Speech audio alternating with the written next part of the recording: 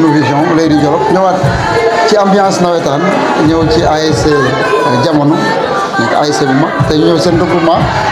war a waxtaan ak le coach Antoine Mendy ci équipe bi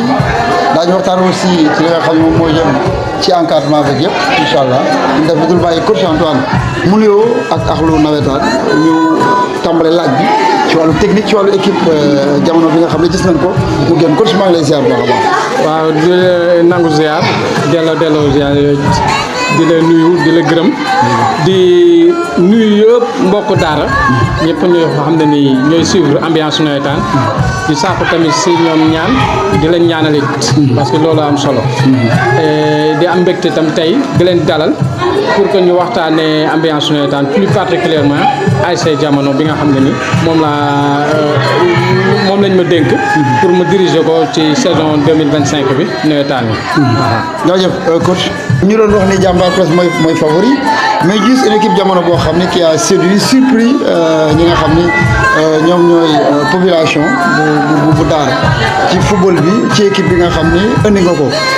est-ce que mën nga dellu si par rapport à ce match bi nga xam ni génn nga ko ak Jàmbaar. waaw di encore une fois remercier population Jamono par rapport ak prestation bi ñu def parce que dañuy faral di wax une équipe joueur yi rek la que boo xoolee da ngeen dugg see y a l'ambiance supporters yi section féminine bi ñoom ñëpp xale yi ñoom ñëpp ñu ngi si jàpp et que loolu mooy mën a wax ni mooy tënk liggéey bi nga xam ne ni moom lañ présenté woon au stade. am nga yaakaar nga am nga équipe bi nga xam ni tey sa objectif mooy même pas bu dul gagner la coupe mais dem en finale yaakaar nga am nga effectif boobu. way vu samay joueurs prestation yi ñu am ak qualité yi ma gis je pense que buñ defee tuuti effort amuñu si sama gis-gis équipe boo xam ne ni war nañu mën a dégg et que loolu yëpp nag dañ koy sukkandiku rek si dans le cadre du travail football nag dafa am ay aléas ak ay de jeu souvent dafa am benn particulier boo xam ni moom ngay footballé wala da ngay changer par rapport ak système de jeu bu équipe bi beneen équipe bi waaw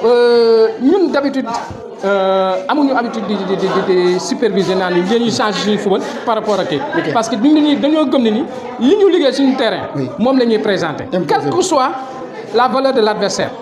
léegi nag bu ñu ñëwee si la réalité comme ni ñu la ko waxee bu ñu ñëwee si la réalité du terrain ba ñu gis ne ni le gars a détourné notre si la ñuy essayer adapter benn système bi nga xam ne ni mooy contourner moom tamit li muy andi